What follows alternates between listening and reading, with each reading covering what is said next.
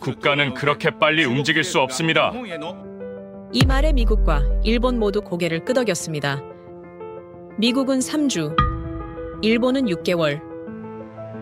수백만 명이 혼란 속에 방치됐습니다. 그때 이런 조롱이 터져 나왔죠. 특히 그 나라는 더 느릴 것입니다. 그런데 말입니다. 결과는 충격이었습니다. 불과 1분, 5천만 명이 동시에 반응했습니다. 회의장은 발칵 뒤집어졌고 전문가들은 경악했죠. 그 순간 깨달았습니다. 이건 복지가 아니라 능력이라는 걸. 이건 행정이 아니라 힘이라는 걸요. 이제 전 세계 언론이 묻고 있습니다. 도대체 한국은 어떤 시스템을 가진 나라입니까? 지금부터 그 놀라운 현장 속으로 들어가 보시죠. 미국에서 날아온 충격적인 이야기. 바로 시작합니다. 그리고 지금 어디에서 시청하고 계신지 댓글로 남겨주세요. 여러분의 이야기도 듣고 싶습니다.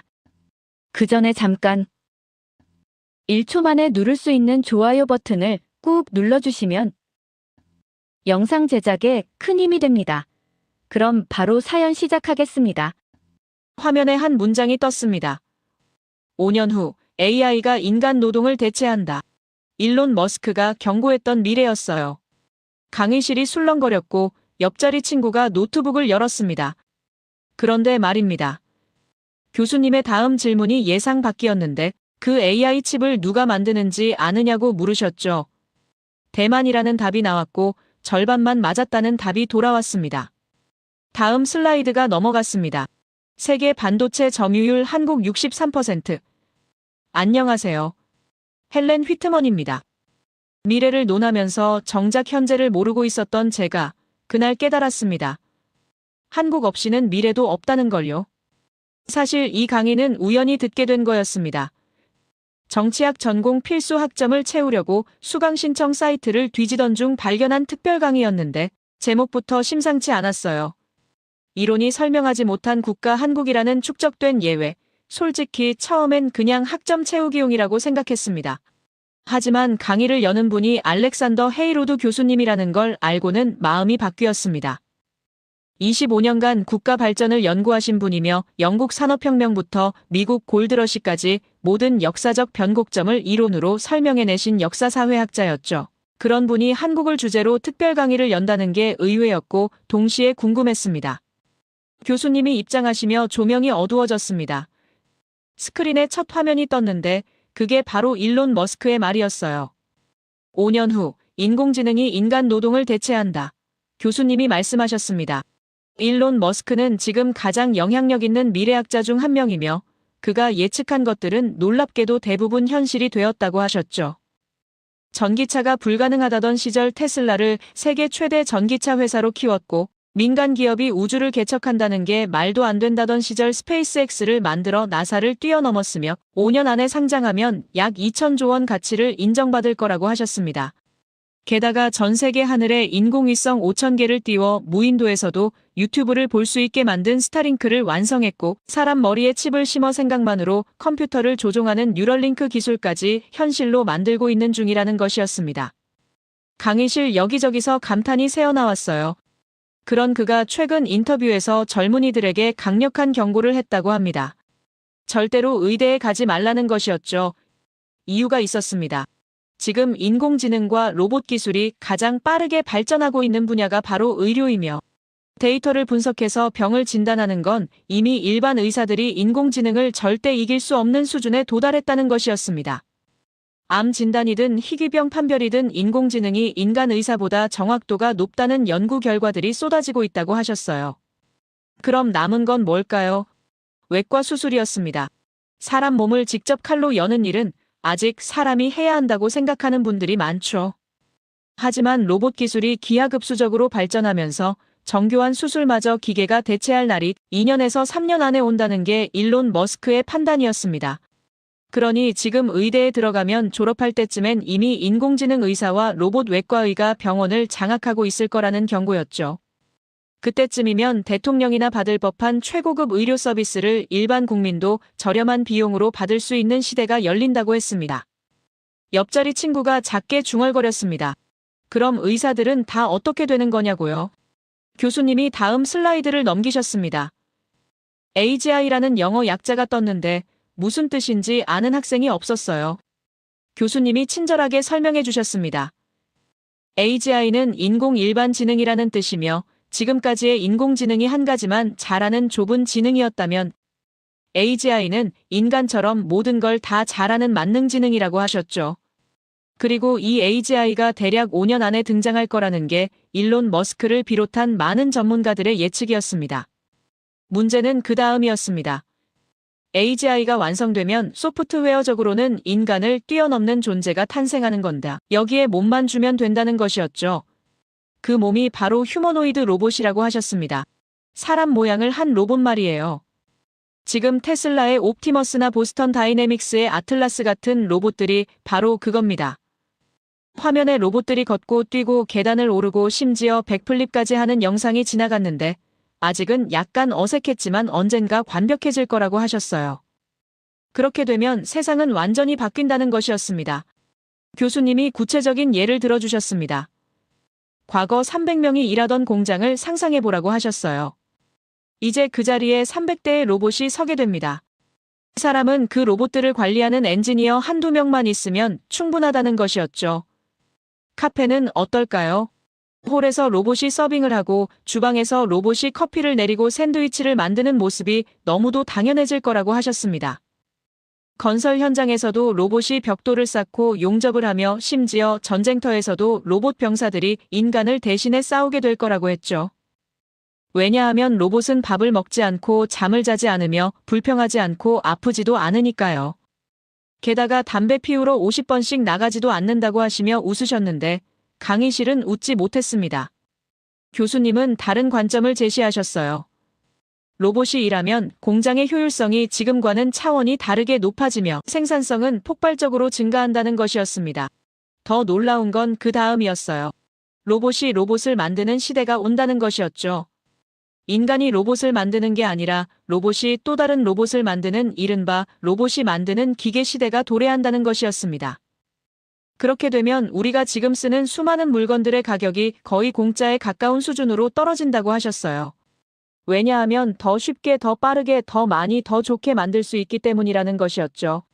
그리고 기업과 정부는 그렇게 벌어들인 막대한 돈을 다시 사회로 환원해 국민들 모두에게 매달 기본소득을 지급하는 제도를 실시할 거라고 하셨습니다. 일하지 않아도 돈을 받는 시대가 온다는 것이었어요. 왜 그렇게 할까요? 교수님이 설명하셨습니다.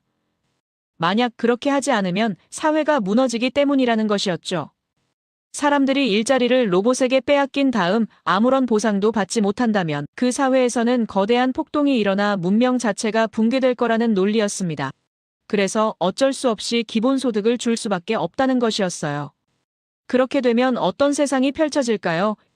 일은 하지 않아도 되고 필요한 건 거의 공짜로 얻을 수 있으며 시간은 엄청나게 남는 세상이 온다는 것이었습니다.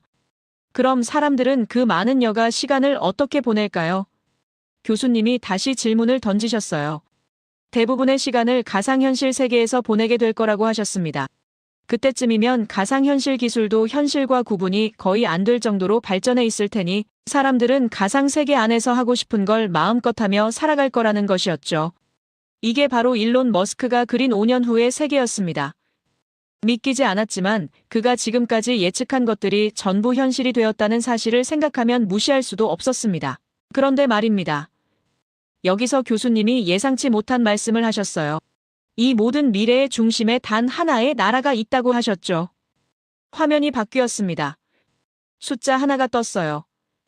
세계 반도체 점유율 한국 63%. 숫자가 너무 컸습니다. 강의실이 술렁거렸고 누군가 저게 진짜냐고 속삭였습니다. 교수님은 아무 설명 없이 잠시 침묵하셨어요. 그리고 우리를 천천히 둘러보시며 물으셨습니다. 이 숫자가 왜 중요한지 아느냐고요. 아무도 대답하지 못했습니다. 반도체가 뭔지는 알지만 63%라는 숫자가 무엇을 의미하는지는 감이 안 왔으니까요. 교수님이 말씀하셨습니다. 이 숫자가 일론 머스크의 미래와 어떻게 연결되는지 지금부터 보여주겠다고 하셨어요. 그리고 한 가지만 먼저 말씀드리겠다며 다시 침묵하셨습니다. 강의실 전체가 숨을 죽였죠. 교수님이 천천히 말씀하셨습니다. 이 미래의 최대 수혜국은 미국도 중국도 아닌 한국이라고요. 그리고 이건 예측이 아니라 이미 진행 중인 현실이라고 하셨습니다.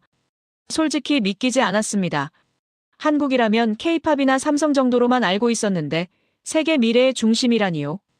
옆자리 친구도 고개를 갸우뚱하고 있었고 뒷자리에서는 작게 웃는 소리도 들렸습니다. 하지만 교수님 표정은 진지했어요. 농담이 아니라는 게 느껴졌죠. 교수님이 말씀하셨습니다. 오늘 이 강의를 통해 왜 한국이 이론으로 설명되지 않는 예외인지, 그리고 그 예외가 왜 새로운 기준이 되어야 하는지 증명하겠다고 하셨어요. 지금부터 보게 될 것은 단순한 성공 스토리가 아니라 인류 문명의 새로운 패러다임이라고 말씀하셨습니다. 노트북을 열고 첫 페이지에 적었습니다. 한국 미래의 중심. 물음표를 여러 개 찍었어요. 아직은 전혀 납득이 안 갔으니까요. 하지만 묘하게 궁금해졌습니다. 교수님이 다음 슬라이드를 넘기셨습니다. 화면에 한 남자의 사진이 떴어요. 40대쯤 되어 보이는 서양인이었는데 표정이 무척 진지했습니다. 교수님이 소개하셨어요. 레이크 찰리라는 국제정보기술연구원이며 자신의 오랜 동료라고 하셨죠. 이 사람은 데이터만 믿는 스타일이라고 했습니다. 감정이나 추측은 배제하고 오직 숫자와 사실만으로 세상을 분석하는 사람이라고 하셨어요. 그런데 작년 가을 서울에 다녀온 뒤 완전히 다른 사람이 되어 돌아왔다는 것이었습니다. 교수님이 말씀하셨습니다. 레이크 찰리가 귀국하자마자 새벽에 전화를 걸어왔다고 하셨어요. 목소리가 흥분되어 있었으며 서울에서 본 건 나라가 아니라 하나의 살아있는 유기체 같았다고 말했다는 것이었죠. 처음엔 시차 때문에 피곤해서 하는 소리려니 했다고 합니다. 하지만 그가 이틀 뒤 보내온 300페이지짜리 보고서를 보고는 충격을 받았다고 하셨어요. 그 보고서가 바로 오늘 강의의 핵심 자료가 되었다는 것이었습니다. 강의실이 조용해졌습니다. 다들 궁금해하는 게 느껴졌어요. 도대체 서울에서 뭘 본 걸까요? 화면이 바뀌었습니다. 노동자 1만 명당 로봇 대수라는 제목이 떴는데 교수님이 먼저 설명부터 해주셨어요. 로봇 밀도라는 개념이 있다고 하셨습니다. 공장에서 일하는 사람 1만 명을 기준으로 로봇이 몇 대나 함께 일하고 있는지를 나타내는 숫자라고 하셨죠. 쉽게 말하면 어느 나라가 기계로 일을 더 많이 시키는지 보여주는 지표라는 것이었어요. 예를 들어 공장에 사람 1만 명이 일하는데 로봇이 100대 있으면 로봇 밀도가 100이라는 식이었습니다. 옆자리 친구가 고개를 끄덕이는 게 보였어요. 이해가 된다는 표정이었죠. 교수님이 질문을 던지셨습니다. 그럼 세계에서 로봇 밀도가 가장 높은 나라가 어디일까요? 독일이라는 답이 나왔습니다. 자동차 공업이 발달했으니 당연해 보였어요. 일본이라는 답도 나왔죠.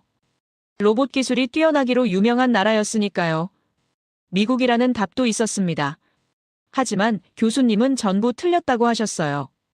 화면에 막대 그래프가 떴는데 한 나라가 압도적으로 높았습니다. 1위 한국, 노동자 1만 명당 로봇 1000대. 2위 싱가포르 670대. 3위 일본 399대.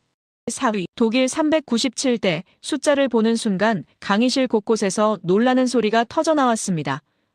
한국이 2위보다 거의 500대나 많았어요. 일본이나 독일과는 아예 비교 자체가 안 되는 수준이었죠. 교수님이 천천히 말씀하셨습니다. 한국은 2위인 싱가포르와도 1.5배 차이가 나며 일본, 독일과는 2.5배 이상 격차가 난다고 하셨어요. 이건 단순한 숫자 차이가 아니라 미래를 준비하는 속도의 차이라고 강조하셨습니다. 교수님이 설명을 이어가셨어요. 한국은 이미 사람 대신 로봇이 일하는 시대를 살고 있으며 일론 머스크가 예측한 5년 후의 세계를 현재 진행형으로 경험하고 있다는 것이었습니다. 다른 나라들이 아직 준비 중일 때 한국은 이미 실행에 옮기고 있다는 설명이었죠. 뒷자리에서 누군가 작게 말했어요. 진짜 이 정도였냐고요. 솔직히 같은 생각이었습니다. 한국이 삼성이나 K-팝으로만 유명한 줄 알았는데 로봇 분야에서 세계 최고였다니 믿기지 않았으니까요. 그런데 교수님이 더 중요한 질문을 던지셨습니다. 이 로봇들이 돌아가려면 뭐가 필요할까요? 전기라는 답이 나왔는데 틀린 말은 아니었죠. 하지만 교수님은 더 근본적인 걸 묻고 계셨어요. 로봇이 생각하고 판단하고 학습하려면 뭐가 필요하냐는 것이었습니다. 강의실이 조용해졌어요. 아무도 선뜻 답하지 못했죠. 교수님이 화면을 넘기셨습니다. 작은 칩 사진이 나타났어요. 교수님이 설명하셨습니다. 이게 바로 인공지능 칩이라고 하셨어요. 손톱만 한 크기지만 이 안에는 수백억 개의 회로가 들어가 있으며 로봇이 생각하는 모든 과정이 이 칩에서 일어난다고 하셨죠. 사람으로 치면 뇌와 같다는 것이었습니다. 그럼 이 칩을 누가 만들까요? 교수님이 잠시 침묵하시더니 말씀하셨습니다. 아까 이야기했듯이 세계 점유율 63%를 차지하는 나라가 있다고요. 바로 한국이었습니다. 교수님이 구체적으로 들어갔습니다. 삼성전자와 SK하이닉스라는 두 회사가 세계 메모리 반도체 시장을 사실상 지배하고 있다고 하셨어요. 특히 인공지능이 학습할 때 쓰는 고대역폭 메모리라는 특수한 칩은 이 두 회사가 거의 독점하다시피 한다고 하셨죠. 고대역폭 메모리가 뭐냐고요? 쉽게 말하면 인공지능이 엄청나게 많은 정보를 빠르게 처리할 때 쓰는 초고속 기억장치라고 하셨습니다. 사람으로 치면 천재의 두뇌 같은 거라고 비유하셨어요. 그럼 이게 얼마나 중요할까요? 교수님이 예를 들어주셨습니다. 챗GPT라는 인공지능을 들어보셨냐고 물으셨는데 대부분이 고개를 끄덕였어요. 그 인공지능이 사람처럼 대화하고 글을 쓰고 번역하고 코딩까지 하는 건 전부 이 한국산 칩 덕분이라는 것이었습니다. 구글이 만든 인공지능도 마찬가지고 중국 인공지능도 마찬가지라고 하셨죠. 결국 어느 나라 인공지능이든 한국산 칩을 쓸 수밖에 없다는 설명이었어요. 교수님이 한 문장으로 정리하셨습니다. 전 세계 인공지능은 결국 한국 칩 위에서 숨쉰다고요. 문장이 강렬했습니다. 노트에 적으면서도 소름이 돋았어요. 한국이 단순히 칩을 많이 만드는 게 아니라 전 세계 인공지능의 생명줄을 쥐고 있다는 의미였으니까요. 교수님이 계속 설명하셨습니다. 만약 한국이 이 칩 공급을 멈추면 어떻게 될까요? 전 세계 인공지능 개발이 멈춘다고 하셨어요. 미국도 중국도 유럽도 다 멈춘다는 것이었죠. 이게 바로 한국의 힘이라고 하셨습니다. 하지만 여기서 끝이 아니었습니다. 교수님이 다음 슬라이드를 넘기셨어요. 이번엔 배터리 사진이 떴는데 교수님이 물으셨습니다. 로봇에게 뇌가 있으면 뭐가 더 필요할까요?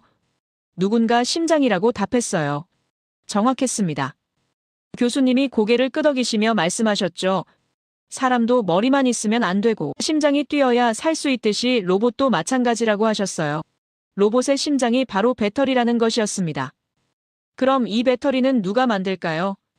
교수님이 세 회사 이름을 말씀하셨습니다. LG에너지솔루션, 삼성 SDI, SK온, 전부 한국 회사였어요.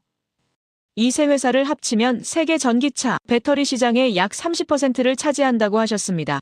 중국 회사인 CATL이 점유율로는 1위지만 기술 수준에서는 한국이 앞서고 있으며 특히 고성능 배터리는 한국이 압도적이라고 하셨죠. 테슬라, 전기차에 들어가는 배터리도 한국산이고 유럽 고급 전기차도 한국 배터리를 쓴다고 하셨습니다. 교수님이 흥미로운 사실을 하나 더 알려주셨어요. 중국이 전기차를 싸게 많이 만들긴 하지만 정작 고급 모델은 한국 배터리를 쓴다는 것이었습니다. 왜냐하면 안전성과 수명에서 한국 배터리를 따라올 수 없기 때문이라고 하셨죠.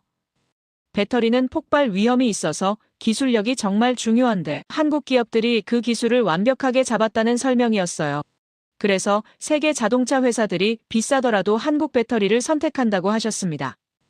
교수님이 두 가지를 연결하셨습니다. 로봇의 뇌는 한국이 만들고 로봇의 심장도 한국이 만든다는 것이었어요. 그럼 결론은 명확했습니다. 일론 머스크가 예측한 로봇 시대가 오려면 한국이 반드시 필요하다는 것이었죠. 한국 없이는 로봇이 생각할 수도 없고 움직일 수도 없다는 설명이었습니다. 이제 1장에서 교수님이 왜 한국이 미래의 최대 수혜국이라고 말씀하셨는지 이해가 갔어요. 단순히 부품을 파는 게 아니라 미래 문명의 핵심을 쥐고 있었던 거였죠. 교수님이 레이크 찰리 이야기로 돌아왔습니다. 그가 서울에서 직접 목격한 장면을 보여주고 싶다고 하셨어요. 화면에 공장 내부 사진이 떴는데 놀라웠습니다. 사람이 거의 보이지 않았어요. 대신 수백 대의 로봇팔들이 정밀하게 움직이고 있었습니다. 컨베이어 벨트 위로 작은 부품들이 흘러가고 로봇들이 조립하고 검사하고 포장하는 모든 과정이 자동으로 이루어지고 있었어요. 교수님이 말씀하셨습니다. 이게 삼성 반도체 공장이며 24시간 365일 단 한순간도 멈추지 않는다고 하셨죠. 왜 멈추지 않을까요? 사람은 쉬어야 하지만 로봇은 쉴 필요가 없기 때문이라고 하셨습니다. 밤에도 주말에도 명절에도 이 공장은 돌아간다고 하셨어요.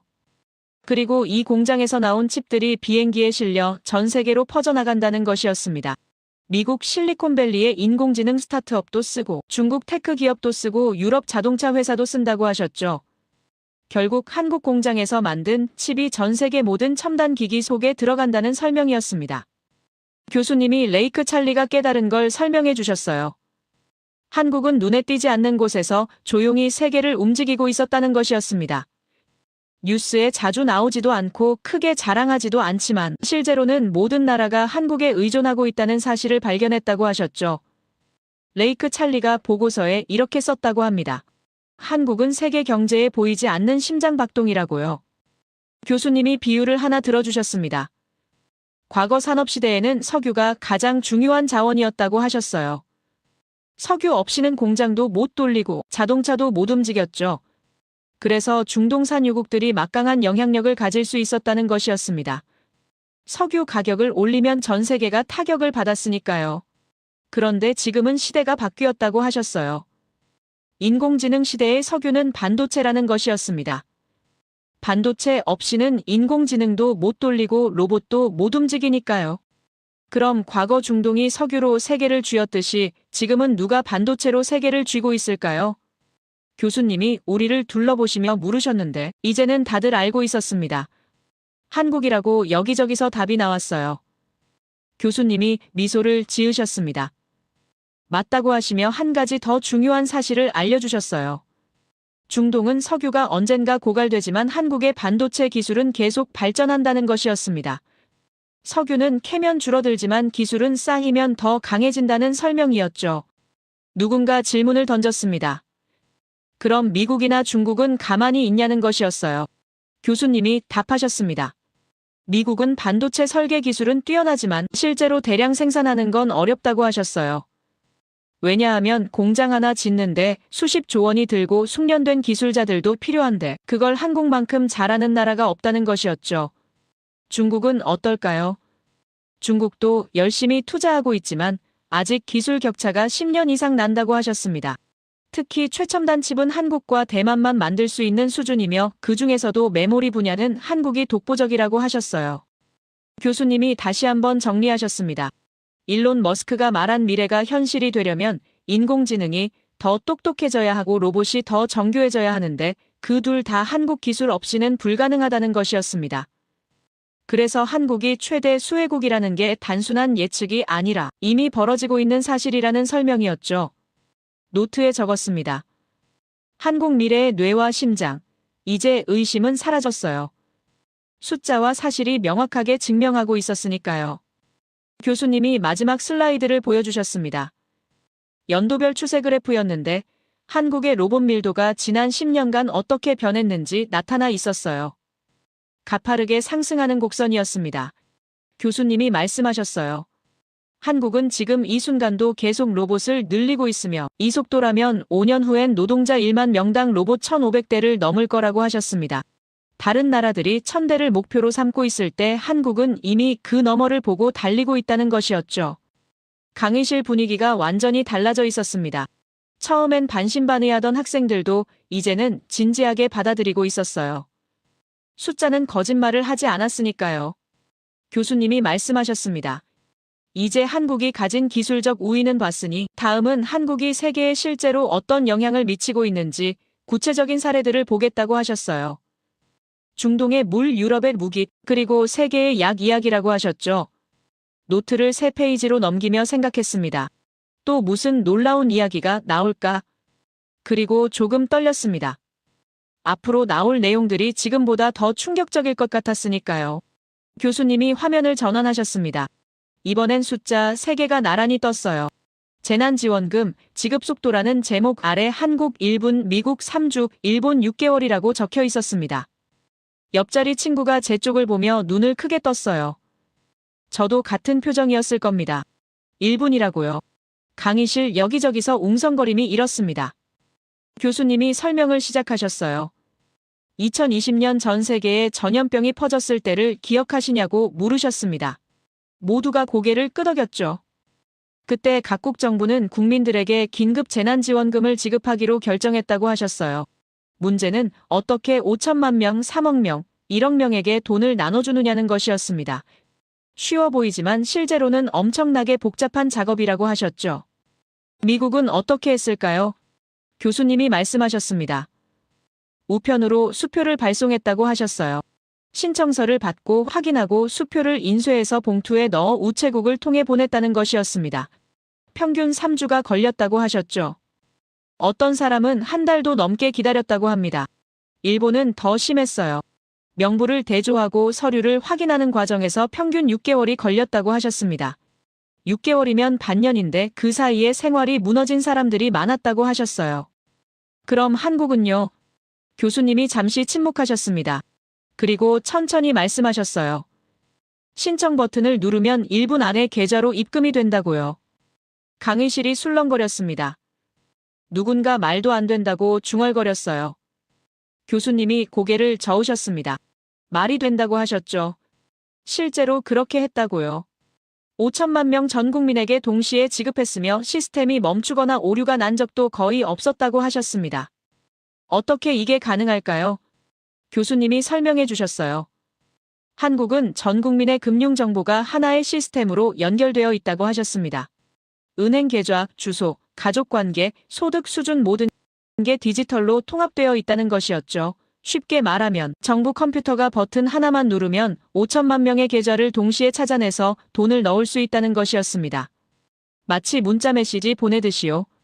한 명에게 보내나 1,000만 명에게 보내나 시간은 똑같다고 하셨어요. 뒷자리에서 질문이 나왔습니다. 그럼 개인정보는 어떻게 되냐는 것이었어요. 감시 국가 아니냐는 우려였죠. 교수님이 흥미로운 비교를 해주셨습니다. 화면에 두 개의 영상이 떴는데 하나는 뉴욕이었고 하나는 서울이었어요. 먼저 뉴욕 영상이 재생됐습니다. 2003년 대정전 사태 당시였다고 하셨어요. 전기가 나간 지 10분 만에 상점 유리창이 깨지고 사람들이 물건을 훔쳐 달아나는 장면이었습니다. 경찰차가 불타고 거리는 아수라장이었죠. 시스템이 멈추자 사회도 무너졌다고 하셨습니다. 다음은 서울 영상이었습니다. 강남의 한 카페였는데 한 손님이 자리를 비운 채 테이블 위에 노트북과 지갑과 휴대폰을 그대로 두고 갔어요. 10분이 지나고 20분이 지났습니다.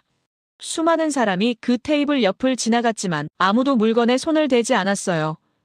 30분 후 손님이 돌아와 아무렇지 않게 물건을 챙겨 나갔습니다. 교수님이 말씀하셨어요. 이게 한국이라고요.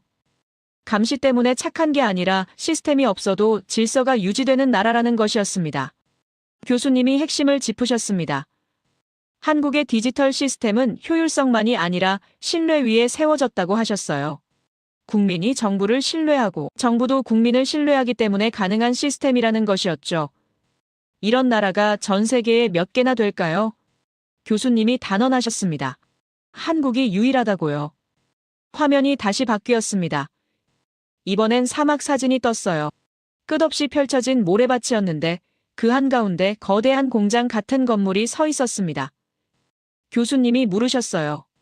여러분, 세계에서 가장 부유한 나라들이 어딘지 아십니까? 사우디아라비아, 아랍에미리트, 카타르라는 답이 나왔습니다. 맞다고 하셨죠. 석유가 많아서 엄청나게 부자인 나라들이라고 하셨어요.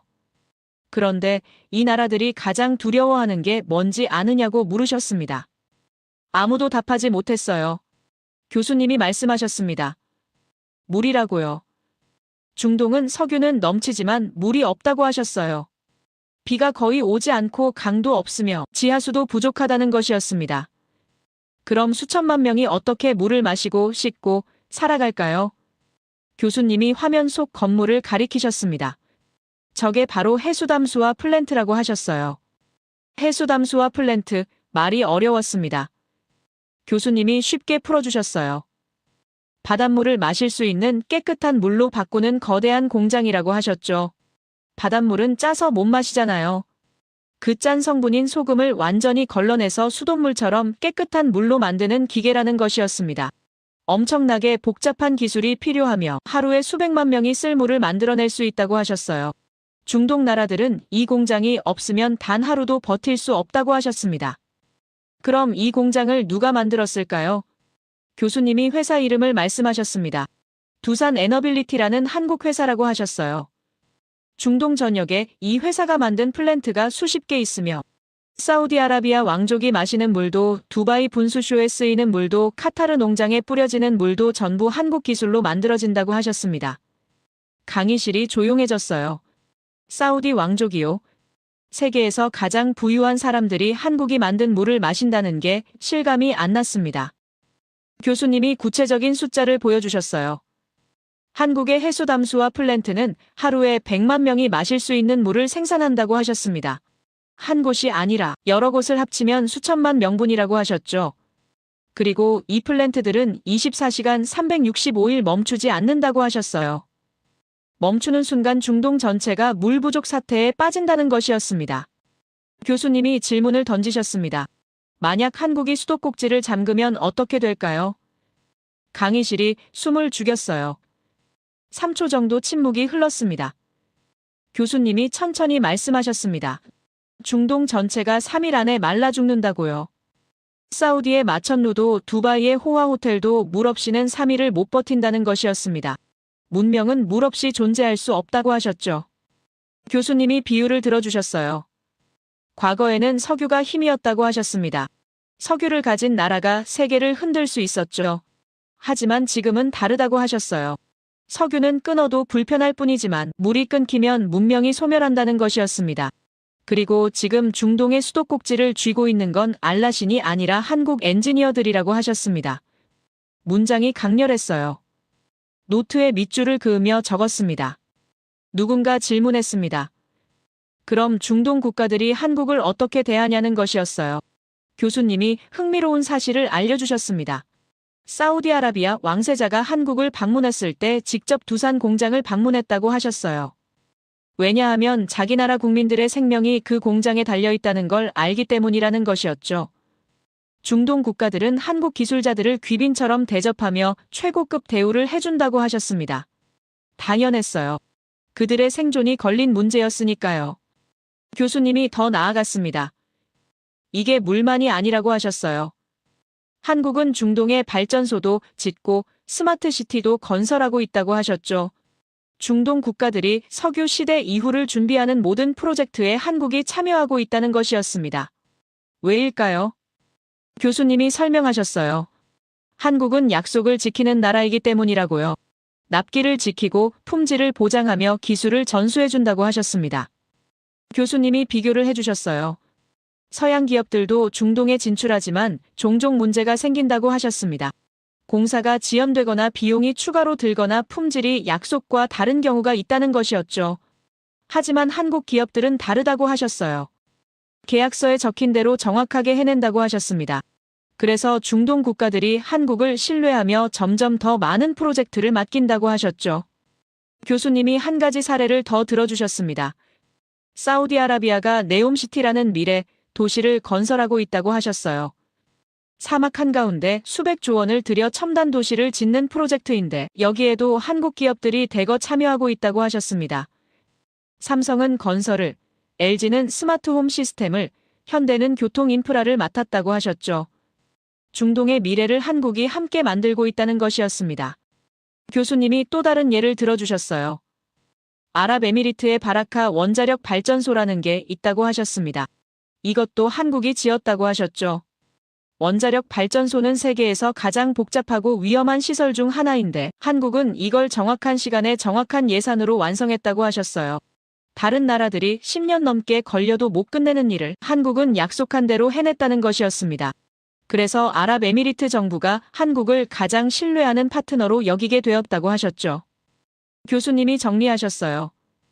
1분 만에 재난지원금을 지급하는 시스템이나 중동에 물을 공급하는 기술이나 결국 같은 이야기라고 하셨습니다.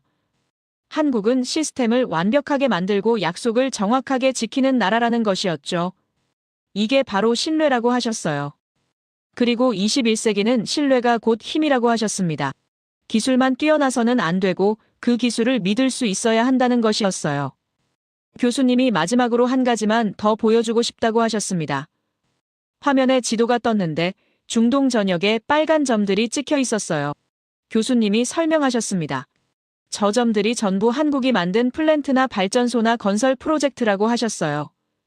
사우디에도 있고 아랍에미리트에도 있고 카타르에도 쿠웨이트에도 오만에도 있었습니다. 중동 전역이 한국 기술로 돌아가고 있다는 것이었죠. 교수님이 우리를 둘러보시며 말씀하셨습니다. 지금까지 본 건 한국이 가진 힘의 일부에 불과하다고 하셨어요. 앞으로 더 놀라운 이야기들이 나올 거라고 하셨죠. 무기 이야기, 약 이야기, 그리고 문화 이야기까지. 교수님이 다음 슬라이드를 준비하시는 동안 옆자리 친구가 작게 말했어요. 이거 진짜냐고요? 너무 믿기지 않는다고요. 솔직히 저도 같은 생각이었습니다.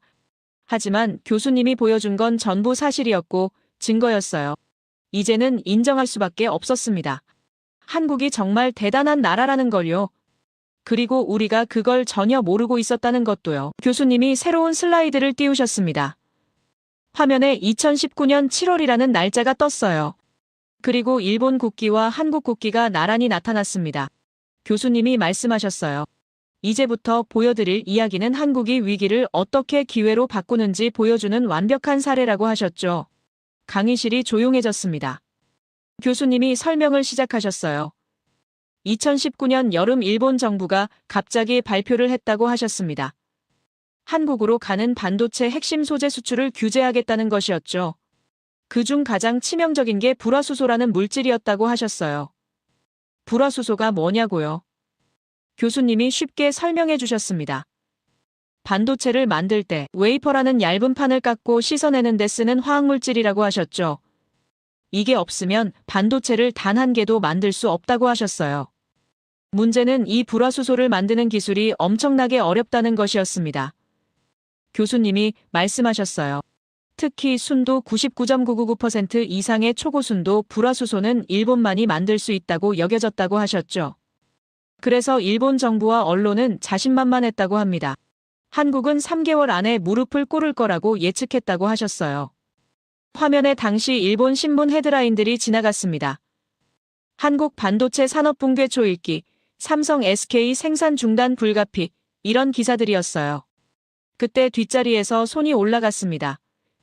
일본에서 온 유학생이었어요. 교수님이 말하라고 하시자 그 학생이 일어섰습니다. 이름은 야스다라고 했는데 오사카 출신이며 국제정치학을 전공한다고 자기소개를 했어요. 그리고 조심스럽게 말했습니다. 교수님 죄송하지만 그때 일본의 판단이 완전히 틀린 건 아니었다고 생각한다면서요. 실제로 일본은 그 기술에서 세계 최고였고 한국이 단기간에 따라잡기는 불가능해 보였다는 것이었습니다. 교수님이 고개를 끄덕이셨어요. 좋은 지적이라고 하시며 실제로 당시 전 세계 전문가들도 비슷하게 생각했다고 하셨습니다. 일본의 불화수소 기술은 수십 년간 축적된 것이었고 한국이 그걸 단기간에 따라잡는다는 건 상식적으로 불가능해 보였다고 하셨죠. 야스다가 다시 말했습니다. 그래서 일본 기업들도 한국이 결국 돌아올 거라고 확신했다는 것이었어요. 기술적 우위가 명확했으니까요. 교수님이 잠시 침묵하셨습니다. 그리고 천천히 말씀하셨어요. 그런데 결과는 어땠을까요? 화면이 바뀌었습니다. 타임라인이 나타났어요. 7월 일본이 수출 규제를 발표했습니다. 8월 한국 정부와 기업들이 비상태세에 들어갔습니다.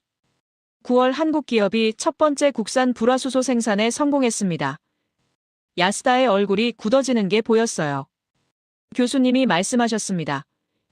일본이 칼을 뽑은 게 7월이었고 한국이 첫 국산 불화수소를 만든 게 9월이었다고 하셨어요. 6개월도 아니고 2개월 만이라고 하셨죠. 강의실에서 탄성이 터져 나왔습니다. 야스다는 아무 말도 하지 못했어요. 교수님이 계속 설명하셨습니다.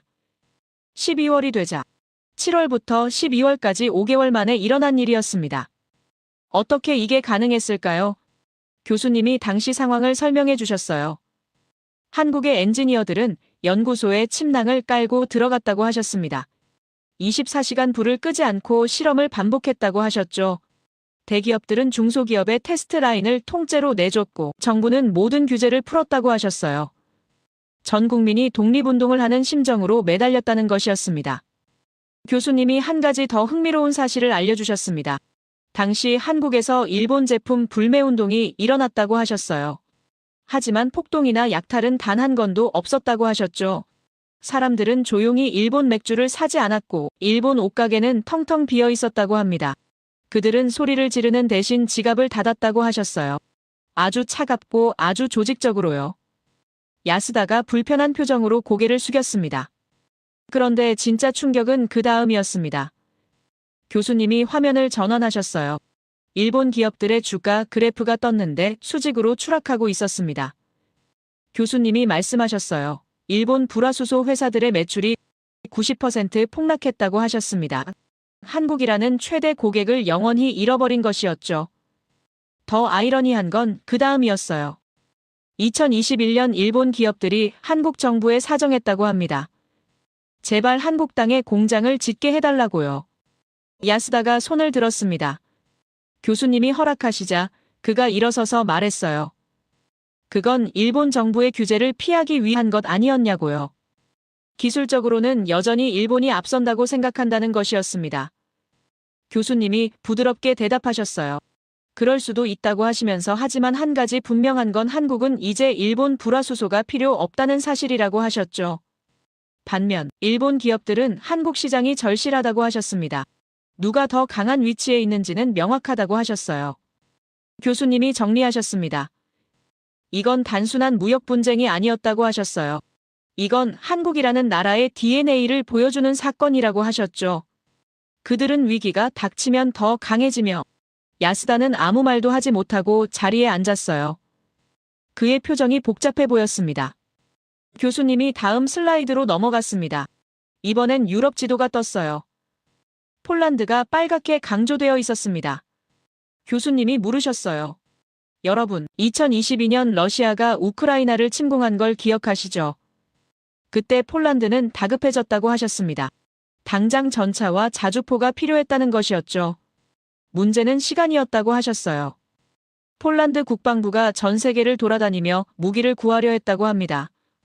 먼저 독일에 갔는데 독일은 뭐라고 했을까요? 교수님이 화면에 답변을 띄웠습니다. 레오파르트 전차 50대, 납품 예상 기간 3년 강의실에서 한숨 소리가 들렸어요. 3년이면 전쟁이 끝나고도 남는 시간이었죠. 미국은 어땠을까요? 에이브럼스 전차 대기 순번 37개국, 예상 납품 기간 최소 2년 이상. 교수님이 말씀하셨습니다. 미국도 자국 재고 채우기도 바빴다고 하셨어요. 동맹국이라고 해도 순서를 기다려야 했다는 것이었죠. 폴란드는 절망적이었다고 합니다. 그런데 한국은 달랐습니다.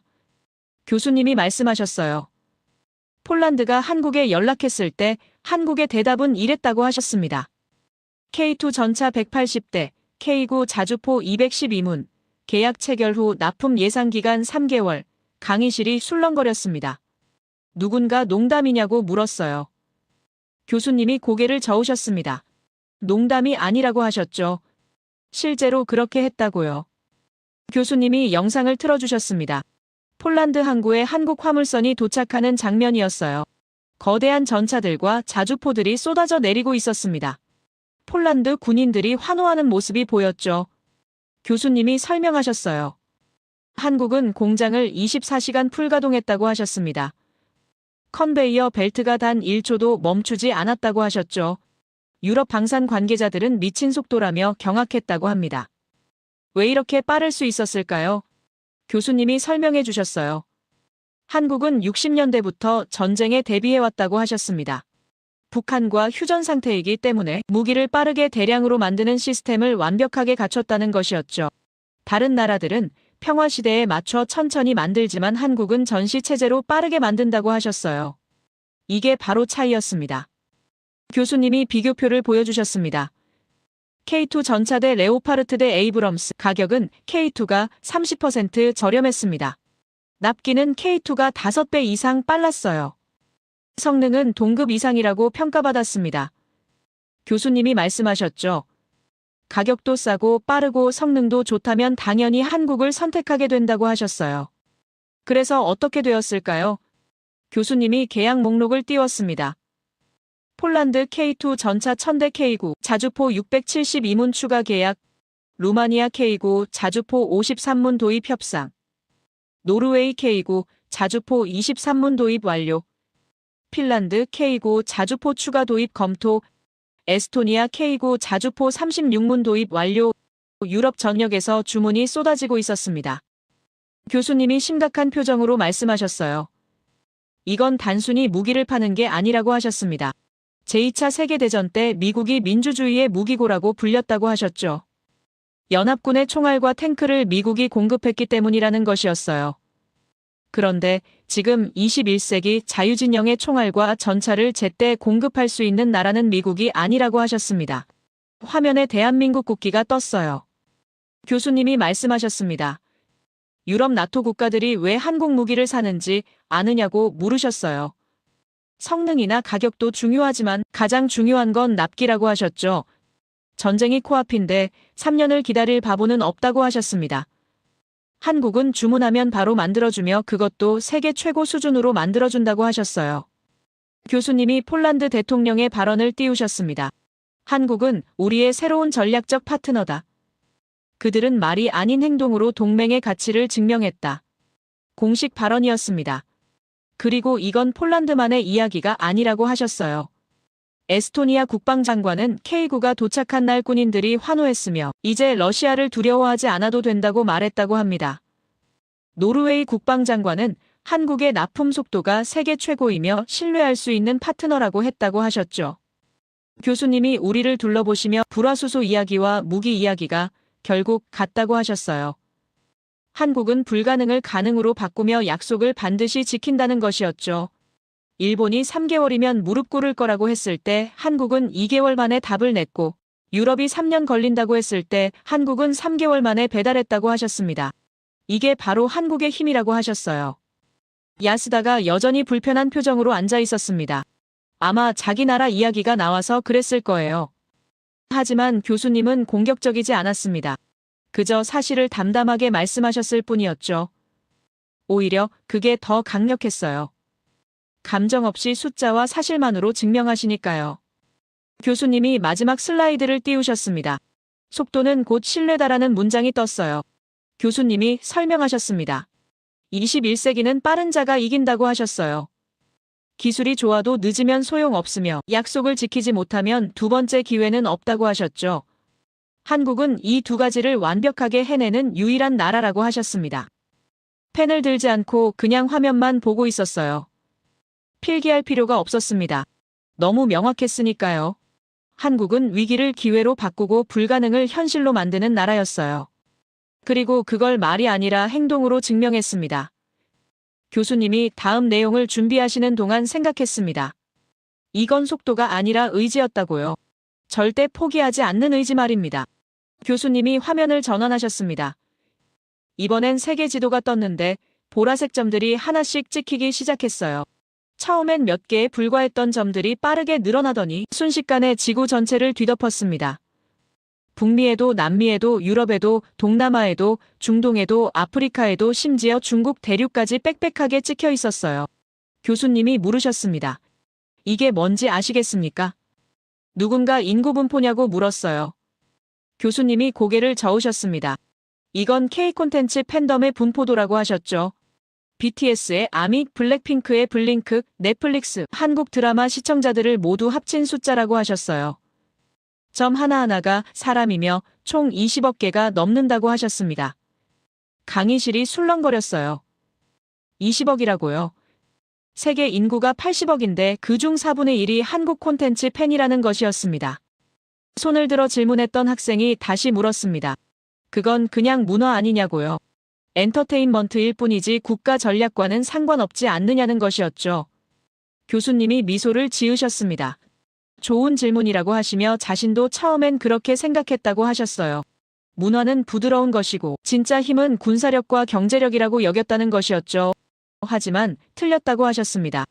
현대전에서 문화는 가장 강력한 무기라고 하셨어요. 핵폭탄보다 무서운 무기라고요. 누군가 과장 아니냐고 중얼거렸습니다. 노래와 드라마가 어떻게 핵폭탄보다 무서울 수 있느냐는 것이었죠. 교수님이 대답하셨어요. 보여드리겠다고 하시며 화면을 전환하셨습니다. 넷플릭스 로고가 떴어요. 그리고 최고 경영자의 발언이 나타났습니다. 한국 콘텐츠가 없으면 넷플릭스 구독자의 상당수가 이탈할 것이다. 공식 발언이라고 하셨어요. 세계 최대 스트리밍 플랫폼의 생사여탈권을 한국이 쥐고 있다는 뜻이라고 하셨죠. 교수님이 넷플릭스 글로벌 톱10 비영어 콘텐츠 순위를 보여주셨습니다. 1위부터 5위까지 전부 한국 드라마였어요. 오징어 게임, 더 글로리, 이상한 변호사 우영운 마이 네임, 지옥 전부 한국 작품이었습니다. 교수님이 말씀하셨어요. 비영어권 콘텐츠 시장을 한국이 사실상 독점하고 있다고 하셨죠. 그런데 이게 왜 중요할까요? 교수님이 설명하셨습니다. 사람들은 자기가 좋아하는 콘텐츠가 나오는 나라를 지키고 싶어 한다고요. 화면이 바뀌었습니다. 이번엔 언어 학습 앱 듀오링고의 통계가 떴어요. 전 세계 학습 희망 언어 순위였는다. 1위 영어, 2위 한국어, 3위 스페인어, 7위 중국어라고 적혀 있었습니다. 강의실이 다시 술렁거렸어요. 한국어가 2위라고요. 스페인어나 중국어보다 높다는 게 믿기지 않았습니다. 교수님이 설명하셨어요. 중국 정부가 전 세계에 공자 학원을 세우고 수십억 달러를 쏟아부었지만 한국어 학습자 수를 넘지 못했다고 하셨습니다. 왜일까요? 교수님이 답을 주셨어요. 중국은 정부 주도로 강제로 퍼뜨렸지만 한국은 드라마와 음악으로 자연스럽게 퍼졌다는 것이었죠. 사람들은 강요당하면 거부하지만 좋아하게 되면 스스로 배운다고 하셨습니다. 교수님이 영상 하나를 틀어주셨어요. 전 세계 10대들이 한국어로 인사하고 한국식으로 90도 인사하는 장면들이었습니다. 미국 학교에서도 유럽 거리에서도 남미 카페에서도 아이들이 한국어를 쓰고 있었어요. 교수님이 말씀하셨습니다. 지금 서양의 10대들은 한국어로 농담을 하며 한국식으로 고개 숙여 인사하고 한국 음식을 먹고 한국 화장품을 바르고 한국 패션을 따라한다고 하셨죠. 이건 단순한 유행이 아니라 가치관의 이식이라고 하셨어요. 스마트폰을 꺼내려다가 멈췄습니다. 지금 당장 검색해보고 싶었지만 나중에 하기로 했어요. 교수님 말씀을 놓치고 싶지 않았으니까요. 교수님이 질문을 던지셨습니다. 과거 강대국이 다른 나라를 지배할 때 가장 먼저 한 일이 뭔지 아느냐고요. 누군가 군대를 보냈다고 답했습니다. 교수님이 고개를 저으셨어요. 아니라고 하시며 언어를 가르쳤다고 하셨습니다. 영국이 인도를 지배할 때 가장 먼저 한 게 영어 교육이었다고 하셨죠. 식민지 엘리트들에게 영어를 가르치고 영국식 교육을 시켰다고 합니다. 그래서 그들이 영어로 생각하고 영국식으로 판단하게 만들었다는 것이었어요. 총으로 땅을 빼앗는 건 하수이고 언어와 문화로 정신을 지배하는 게 고수라고 하셨습니다. 소름이 돋았습니다. 노트에 적으려다가 손이 떨렸어요. 교수님이 계속 말씀하셨습니다. 지금 전 세계 20억 명의 젊은이들이 한국어를 배우고 한국 문화를 따라하고 있다고 하셨죠. 이건 한국이 강요한 게 아니라 그들이 스스로 선택한 것이라고 하셨어요. 이게 더 무섭다고 하셨습니다. 강제보다 자발적 선택이 훨씬 강력하다고요. 교수님이 비유를 들어주셨습니다. 만약 어떤 나라가 한국을 공격한다면 어떻게 될까요? 잠시 침묵이 흘렀습니다. 교수님이 답하셨어요. 한국 정부가 항해 성명을 내기도 전에 전 세계 20억 명의 젊은이들이 그 나라에 대한 보이콧을 시작할 거라고 하셨습니다. SNS에서 해시태그가 폭발하고 불매운동이 번지며 자국 정부를 압박할 거라고 하셨죠. 이게 바로 문화의 힘이라고 하셨어요. 교수님이 정리하셨습니다. 한국을 공격하는 건 20억 명의 적을 동시에 만드는 자살 행위라고 하셨어요. 그들은 자기가 좋아하는 아이돌이 사는 나라, 자기가 사랑하는 드라마가 만들어지는 나라를 지키기 위해 기꺼이 싸울 거라고 하셨죠. 이것이 핵무기보다 무서운 정서적 해고산이라고 하셨습니다. 한국은 투표권이 있는 전 세계 미래 세대를 감성적 동맹으로 만들었다고요. 그런데 교수님이 한 가지 더 중요한 이야기를 하셨습니다. 이게 어떻게 가능했느냐는 것이었어요. 교수님이 말씀하셨어요. 한국에는 나라가 망하면 안 된다는 절박함이 있다고 하셨습니다. 이건 단순한 애국심이 아니라 생존 본능이라고 하셨죠. 왜냐하면 한국은 실제로 나라를 잃어본 경험이 있기 때문이라고 하셨어요. 교수님이 설명하셨습니다. 일제식민지 35년 동안 한국인들은 자기 이름도 빼앗기고 자기 말도 쓰지 못했다고 하셨어요. 그 고통을 겪은 세대가 아직 살아있으며 그 기억이 후손들에게 전해졌다고 하셨죠. 그래서 한국인들은 압니다. 나라가 무너지면 모든 게 사라진다는 것을요. 기술도 문화도 정체성도 전부 빼앗긴다는 것을요. 교수님이 계속 말씀하셨어요. 그래서 한국인들은 절대 무너지면 안 된다는 마음으로 산다고 하셨습니다. 기술이 뒤처지면 안 되고 경제가 무너지면 안 되며 문화가 잊혀지면 안 된다고 생각한다는 것이었죠. 이게 바로 한국이 위기 때마다 더 강해지는 이유라고 하셨어요. 다른 나라 사람들도 당연히 자기 나라를 사랑하지만 한국은 그 절박함의 수준이 다르다고 하셨습니다. 교수님이 역사를 거슬러 올라가셨어요. 1866년과 1871년 프랑스와 미국이 조선을 침공했다고 하셨습니다. 당시 전력 차이가 100배 이상이었다고 하셨죠. 서양은 증기선과 대포와 연발 소총이 있었고 조선은 돛담배와 화승총과 칼과 창뿐이었다고 합니다. 현대전으로 치면 탱크와 소총의 싸움이었다고 하셨어요. 그럼 결과는 어땠을까요? 교수님이 말씀하셨습니다. 전투에서는 서양이 이겼다고 하셨어요. 압도적으로요. 조선군은 학살당했다고 합니다. 하지만 이상한 일이 일어났다고 하셨죠. 프랑스도 미국도 결국 철수했다는 것이었어요. 이겼는데 왜 철수했을까요? 교수님이 당시 미군 장교의 기록을 읽어주셨습니다. 이 나라는 기괴하다. 정규군을 전멸시키면 농민들이 낫을 들고 나온다. 농민을 죽이면 승려들이 창을 들고 나온다. 그들마저 죽이면 여자들이 지붕 위에서 기왓장을 던지며 달려든다. 그들은 죽음을 두려워하지 않는다. 교수님이 계속 읽으셨어요. 이 나라는 전투에서 이길 수는 있어도 점령할 수는 없다. 승리의 비용이 점령의 이익보다 훨씬 크다. 교수님이 우리를 둘러보시며 말씀하셨습니다. 이것이 한국인이 가진 정신이라고 하셨어요. 그들은 이걸 의병 정신이라고 부른다고 하셨죠. 정부가 무너지고 왕이 도망쳐도 백성들이 스스로 일어나 싸운다고 하셨습니다. 이게 DNA로 남아있으며 지금도 살아있다고 하셨어요. 교수님이 예를 들어주셨습니다. 일본이 불화수소 수출을 막았을 때 한국 정부가 움직이기도 전에 5천만 국민이 스스로 일본 제품 불매운동을 시작했다고 하셨어요. 누가 시키지 않았는데도요. 이게 바로 의병 정신이라고 하셨습니다. 위기가 오면 국민 전체가 하나의 유기체처럼 움직인다고 하셨죠. 교수님이 말씀하셨어요. 그래서 한국은 위기 때마다 더 강해진다고 하셨습니다.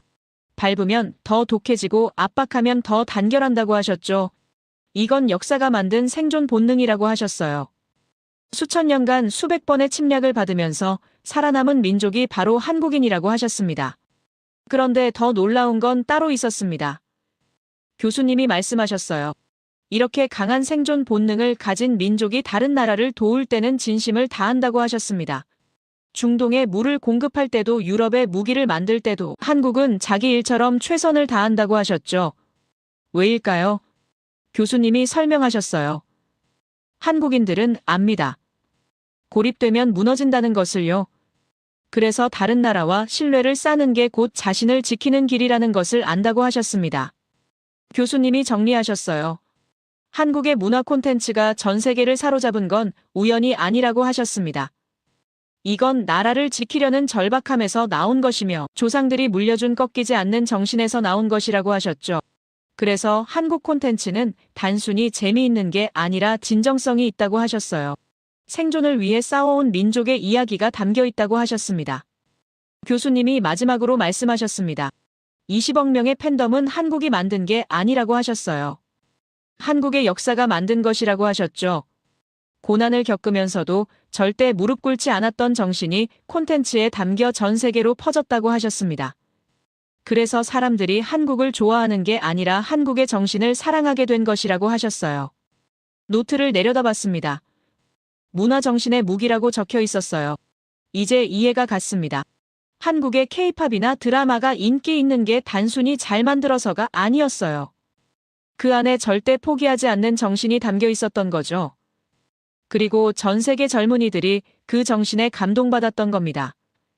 교수님이 다음 슬라이드를 준비하시는 동안 생각했습니다. 이건 문화가 아니라 무기였다고요. 그것도 가장 강력한 무기요. 교수님이 심각한 표정으로 화면을 전환하셨습니다. 이번엔 지도가 떴는데 한반도가 크게 확대되어 있었어요. 서울과 북한 사이에 빨간 선이 그어져 있었습니다. 교수님이 말씀하셨어요. 여러분, 이 거리가 얼마나 되는지 아시냐고 물으셨죠. 50km라고 하셨습니다. 자세를 고쳐 앉았어요. 갑자기 긴장감이 느껴졌습니다. 교수님이 설명하셨어요. 서울은 북한 국경에서 50km밖에 떨어져 있지 않다고 하셨습니다. 자동차로 1시간도 안 걸리는 거리라고 하셨죠. 그런데 북한은 국경 근처에 장사정포라는 무기를 배치해 놓았다고 하셨어요. 장사정포가 뭐냐고요? 교수님이 쉽게 풀어주셨습니다. 엄청나게 먼 거리까지 포탄을 쏠 수 있는 거대한 대포라고 하셨죠. 보통 대포는 10km 정도 날아가지만 장사정포는 50km 이상 날아간다고 하셨어요. 그러니까 북한 국경에서 서울까지 바로 쏠 수 있다는 것이었습니다. 더 무서운 건 속도였어요. 교수님이 말씀하셨습니다. 장사정포가 발사되면 서울에 도달하는 시간이 30초라고 하셨어요. 30초요. 피할 시간도 없다는 것이었죠. 그럼 질문이 생깁니다. 교수님이 우리를 둘러보시며 물으셨어요. 그런데도 서울 시민들은 왜 도망가지 않을까요? 강의실이 조용해졌습니다. 아무도 대답하지 못했어요. 교수님이 잠시 침묵하시더니 천천히 말씀하셨습니다. 싸울 준비가 되어 있기 때문이라고요. 강의실이 정적에 휩싸였습니다. 교수님이 설명하셨어요. 한국은 전쟁이 끝나지 않은 나라라고 하셨습니다. 1953년 휴전 협정을 맺었지만 평화 조약은 맺지 않았다고 하셨죠. 쉽게 말하면 잠시 총을 내려놓았을 뿐 아직도 전쟁 중이라는 것이었어요. 그래서 한국 국민들은 전부 전쟁에 대비하며 산다고 하셨습니다. 교수님이 구체적인 숫자를 보여주셨어요. 대한민국 예비군 310만 명이라고 화면에 떴습니다. 교수님이 물으셨어요. 예비군이 뭔지 아시냐고요. 군대를 제대한 사람들이 유사시 다시 소집되는 제도라고 설명해 주셨습니다. 한국은 모든 성인 남성이 2년 정도 군대에 가며 제대한 후에도 예비군으로 등록된다고 하셨죠. 그래서 310만 명이라는 엄청난 숫자가 나온다는 것이었어요. 그런데 놀라운 건 동원 속도였습니다. 교수님이 말씀하셨어요. 소집 명령이 떨어지면 24시간 안에 완전 군장을 갖추고 전선에 배치될 수 있다고 하셨습니다. 24시간이요. 하루 만에 310만 명이 군인으로 변한다는 것이었죠. 어떻게 그게 가능할까요? 교수님이 설명해 주셨습니다. 앞서 보여드렸듯이 한국은 디지털 시스템이 완벽하다고 하셨어요. 재난지원금을 1분 만에 지급하는 그 시스템이 군사동원에도 적용된다는 것이었습니다. 전쟁이 발생하면 5천만 국민의 휴대폰으로 소집 명령이 동시에 전송되며 예비군 310만 명은 자신의 보직과 집결지를 1초 만에 확인한다고 하셨어요. 그리고 각자 정해진 장소로 이동하는데 평소에 치킨을 배달하던 오토바이는 군수물자, 수송수단으로 바뀌고 택배 트럭은 탄약 수송 차량이 된다고 하셨습니다. 전국가 물류 시스템이 24시간 안에 군사 모드로 전환된다는 것이었죠. 누군가 작게 중얼거렸어요. 미쳤다고요. 교수님이 고개를 끄덕이셨습니다. 맞다고 하시며 이건 국가 전체가 하나의 군대라는 의미라고 하셨어요. 그런데 더 놀라운 건 따로 있었습니다. 교수님이 다음 슬라이드를 넘기셨어요. 한국 성인 남성의 군사 능력 통계가 떴습니다. 소총분해 조립 90% 가능, 화생방 대응 85% 훈련 완료, 기본 전술 이해 80% 이상, 교수님이 설명하셨어요. 한국 성인 남성의 90%가 소총을 1분 안에 분해하고 조립할 줄 안다고 하셨습니다. 화생방이 뭐냐고요? 화학 무기나 생물학 무기나 방사능 무기를 뜻하는 말이라고 하셨죠. 그러니까 독가스 공격이나 세균전 같은 상황에서 방독면을 쓰고 대처하는 훈련을 받았다는 것이었어요. 게다가 기관총과 박격포를 다룰 줄 아는 사람도 많다고 하셨습니다. 교수님이 비교를 해주셨어요. 전 세계에서 성인 남성의 90%가 무기를 다룰 줄 아는 나라가 몇 개나 될까요? 이스라엘이 비슷하다고 하셨습니다. 하지만 인구 규모가 다르다고 하셨죠. 이스라엘은 900만 명인데 한국은 5,100만 명이라고 하셨어요. 규모 자체가 다르다는 것이었습니다. 그런데 교수님이 한 가지 더 중요한 사실을 알려주셨어요. 한국 남성들은 단순히 총 쏘는 법만 배운 게 아니라고 하셨습니다. 2년 동안 군대 생활을 하면서 조직 생활과 명령 체계와 전술을 몸으로 익혔다고 하셨죠. 그래서 유사시 빠르게 조직화될 수 있다는 것이었어요. 평소엔 회사원이지만 명령이 떨어지면 즉시 군인으로 변할 수 있는 사람들이 310만 명이라는 설명이었습니다. 교수님이 화면을 전환하셨습니다. 이번엔 포탄 생산량 통계가 떴어요. 155mm 포탄 월간 생산량이라고 적혀 있었는데 미국 약 2만 4천 발, 유럽 전체 약 3만 발, 한국 약 10만 발이라고 나와 있었습니다. 강의실이 술렁거렸어요. 한국이 미국과 유럽을 합친 것보다 많다고요. 교수님이 설명하셨습니다. 우크라이나 전쟁에서 가장 큰 문제가 뭔지 아느냐고 물으셨어요. 포탄 부족이라고 하셨죠. 우크라이나는 하루에 수천 발의 포탄이 필요한데 나토가 공급할 수 있는 건 그 10분의 1도 안 된다고 하셨습니다. 왜냐하면 서방의 방산 공장들이 너무 오래 평화에 젖어 있었기 때문이라고 하셨어요. 반면 한국은 다르다고 하셨습니다. 한국의 방산 공장은 항상 전시 체제로 돌아갈 준비가 되어 있다고 하셨어요. 평상시에도 빠르게 생산하지만 전쟁이 나면 생산량을 300까지 늘릴 수 있다고 하셨죠. 그래서 한국은 포탄을 월 10만 발씩 찍어낼 수 있다는 것이었습니다. 교수님이 말씀하셨어요. 만약 제3차 세계대전이 일어난다면 자유진영의 탄약을 공급할 수 있는 나라는 한국뿐이라고요. 교수님이 더 깊이 들어갔습니다. 왜 한국이 이렇게 준비되어 있는지 아느냐고 물으셨어요. 북한 때문이라고 하셨습니다. 북한은 세계에서 가장 군사화된 국가이며 200만 명의 군대를 유지하고 있다고 하셨죠. 게다가 핵무기까지 보유하고 있다고 하셨어요. 그런 적과 50km 거리에서 70년 넘게 대치하다 보니 한국은 어쩔 수 없이 전쟁 준비를 완벽하게 할 수밖에 없었다는 것이었습니다. 교수님이 정리하셨어요.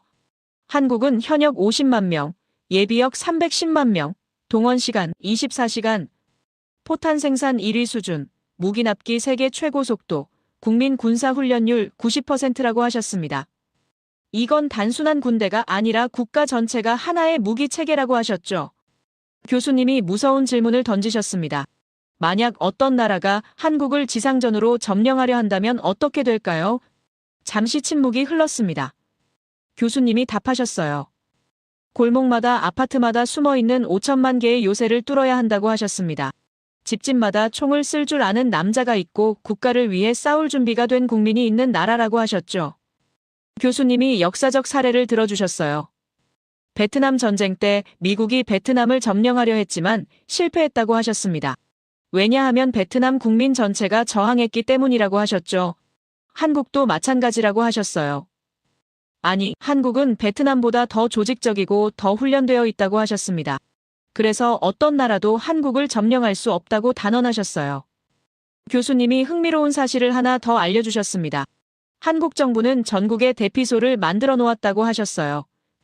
지하철역이 전부 대피소 역할을 할 수 있으며 수백만 명이 동시에 피신할 수 있다고 하셨죠. 게다가 식량과 물도 비축해 놓았다고 합니다. 만약 전쟁이 나도 국민들이 살아남을 수 있게 준비해 놓았다는 것이었어요. 교수님이 말씀하셨습니다. 이게 바로 한국이 70년 넘게 해온 일이라고 하셨어요. 평화를 바라지만 전쟁에 대비하며 살아온 것이라고 하셨죠.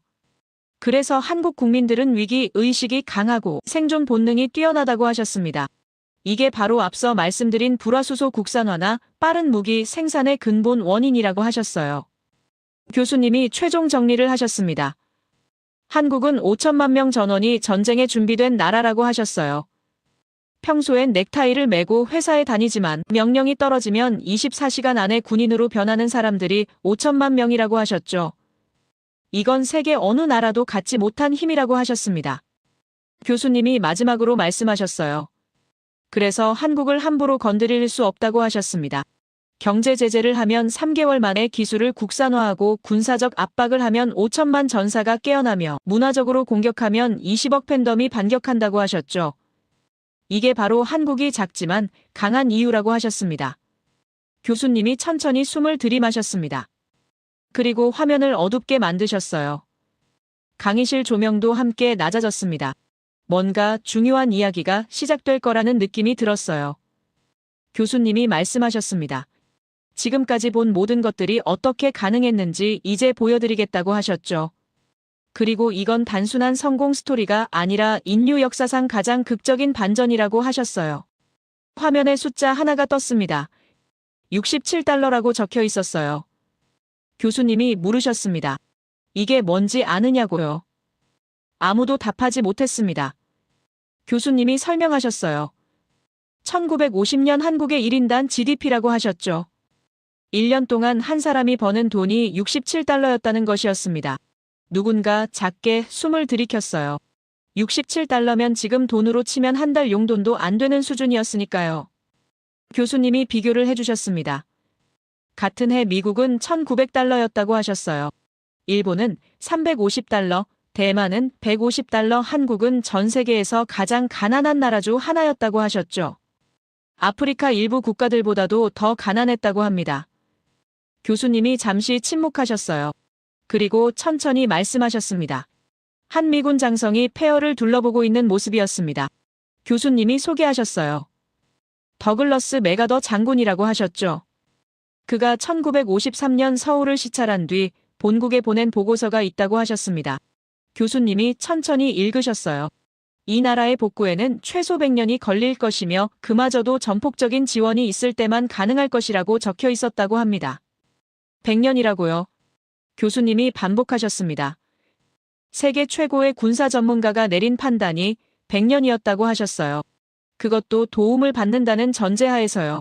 당시 미국 정부 내부 보고서에는 더 냉정한 평가가 있었다고 합니다. 한국은 독자 생존이 불가능한 국가이며 영구적 원조 대상국이 될 것이라고 적혀 있었다고 하셨죠. 쉽게 말하면 평생 구걸하며 살 수밖에 없는 나라라는 뜻이었습니다. 교수님이 잠시 침묵하셨어요. 그리고 우리를 천천히 둘러보시며 물으셨습니다. 그래서 어떻게 됐을까요? 화면이 바뀌었습니다. 숫자가 떴어요. 35,000달러, 교수님이 말씀하셨습니다. 2023년 한국의 1인당 GDP라고 하셨죠. 67달러에서 35,000달러로 523배 증가했다고 하셨어요. 강의실이 술렁거렸습니다. 교수님이 계속 설명하셨어요. 맥아더가 100년이 걸린다고 했던 복구를 한국은 75년 만에 해냈을 뿐 아니라 세계 10위권 경제대국이 되었다고 하셨습니다. 반도체 1위, 조선 1위, 배터리 2위, 자동차 5위, 철강 6위, 디스플레이 1위, 스마트폰 1위라고 숫자들이 화면에 쏟아졌어요. 교수님이 말씀하셨죠. 이건 기적이 아니라고요. 그럼 뭘까요? 교수님이 답하셨습니다. 의지라고요. 절대 무릎 꿇지 않으려는 의지라고 하셨어요. 화면에 또 다른 흑백 사진들이 지나갔습니다. 독일 땅속 깊은 탄광에서 곡괭이를 들고 있는 한국 광부들이었어요. 교수님이 설명하셨습니다. 1960년대 한국 정부는 젊은 남자들을 독일 탄광에 보냈다고 하셨죠. 외화를 벌기 위해서였다고 합니다. 교수님이 말씀하셨어요. 이 사람들은 지하 1000m 깊이의 탄광에서 하루 12시간씩 일했다고 하셨습니다. 석탄 가루를 들이마시며 폐가 망가지는 걸 알면서도 일했다고 하셨죠. 왜냐하면 그들이 보내는 돈이 한국의 공장을 짓고 도로를 깔고 학교를 세우는 데 쓰였기 때문이라고 하셨어요. 그들은 자기 몸을 팔아 조국을 일으킨 사람들이라고 하셨습니다. 제 눈가가 뜨거워졌어요. 다음 사진이 나타났습니다. 정글 속에서 총을 든 한국 군인들이었어요. 교수님이 말씀하셨습니다. 1960년대 한국은 베트남에 군대를 보냈다고 하셨죠. 미국이 요청했기 때문이라고 합니다. 한국 정부는 받아들였어요. 왜냐하면 미국이 그 대가로 경제 원조를 약속했기 때문이라고 하셨습니다. 교수님이 설명하셨어요. 5,000명이 넘는 한국 군인이 베트남 정글에서 전사했다고 하셨습니다. 20에서 30살 청년들이었다고 하셨죠. 그들은 왜 싸웠을까요? 나라를 위해서였다고 하셨어요. 자기가 죽어도 조국이 살아남기를 바랐기 때문이라고 하셨습니다. 그들이 흘린 피의 대가로 한국은 도로를 깔고 항만을 지었다고 하셨죠. 제 눈에서 눈물이 흘렀습니다. 닿지 않았어요. 화면이 또 바뀌었습니다. 이번엔 공장 아니었어요. 수백 명의 젊은 여성들이 재봉틀 앞에 앉아 있었습니다. 교수님이 말씀하셨어요. 구로공단 여공들이라고 하셨죠. 1970년대와 80년대 한국 경제를 떠받친 사람들이라고 하셨습니다. 이들은 시골에서 올라온 15에서 20살 소녀들이었다고 하셨어요. 교수님이 계속 설명하셨습니다. 이 소녀들은 새벽 6시부터 밤 10시까지 일했다고 하셨어요. 하루 16시간이었죠. 손가락이 부르트고 눈이 침침해져도 멈추지 않았다고 합니다.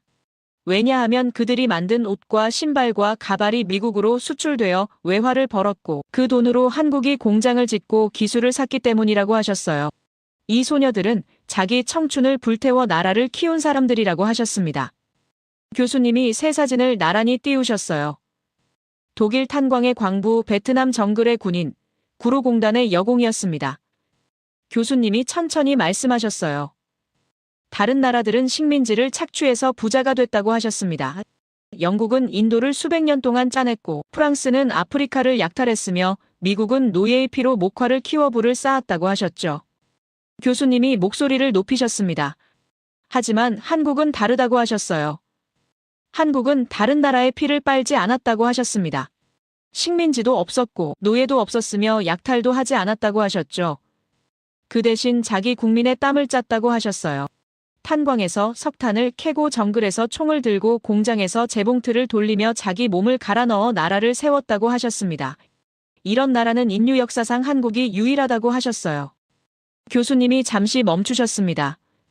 그리고 천천히 말씀하셨죠. 다른 나라 사람의 피가 아닌 자기 땀으로 부를 쌓은 유일한 나라라고요. 그래서 한국인들은 떳떳하다고 하셨습니다. 누구에게도 빚지지 않았다고 하셨죠. 오히려 세계가 한국에게 빚을 졌다고 하셨어요. 그래서 한국은 새로운 기준이라고 하셨어요. 21세기의 모델이라고 하셨습니다. 강의실을 나오면서 생각했습니다. 이 강의를 듣기 전과 후가 완전히 다르다고요. 한국을 단순히 삼성이나 케이팝의 나라로만 알았던 제가 부끄러웠어요. 이 나라는 인류 문명의 새로운 기준이었고 미래의 중심이었으며 절대 꺾이지 않는 의지의 상징이었습니다. 제 이야기를 끝까지 들어주셔서 감사합니다. 모두 안녕히 계세요. 오늘의 사연 어떻게 들으셨나요? 처음엔 그냥 남의 나라 이야기처럼 들렸을지도 모르겠습니다. 행정이 빠르다. 시스템이 잘 짜여 있다. 그런 말은 늘 있어 왔으니까요. 그런데 이야기를 끝까지 듣고 나면 생각이 조금 달라집니다. 이건 단순히 잘했다는 자랑이 아니라 위기의 순간에 국가가 얼마나 단단하게 움직일 수 있는가에 대한 이야기였다는 걸요. 누군가는 운이 좋았다고 말할 수도 있고 누군가는 규모가 작아서 가능했다고 말할 수도 있겠죠. 하지만 한편으로는 이렇게도 볼 수 있지 않을까요? 오랜 시간 쌓아온 선택과 준비가 결국 한순간에 드러난 건 아닐지 말입니다. 이런 시스템이 앞으로도 계속 같은 모습으로 작동할지 또 다른 위기 앞에서는 어떤 선택을 하게 될지 그건 아직 아무도 모르는 이야기입니다. 오늘의 이야기가 여러분께 어떤 생각을 남겼는지 궁금합니다. 여러분의 생각을 아래 댓글에 남겨주세요. 그리고 감동적인 사연을 주변 사람들과 공유하고 함께 이야기 나눠보세요. 마지막으로 1초밖에 걸리지 않는 구독과 좋아요, 알림 설정은 영상 제작에 큰 힘이 됩니다. 지금까지 감동을 담아 여러분께 진심을 전하는 감동담기였습니다. 오늘 하루도 행복한 하루 보내세요.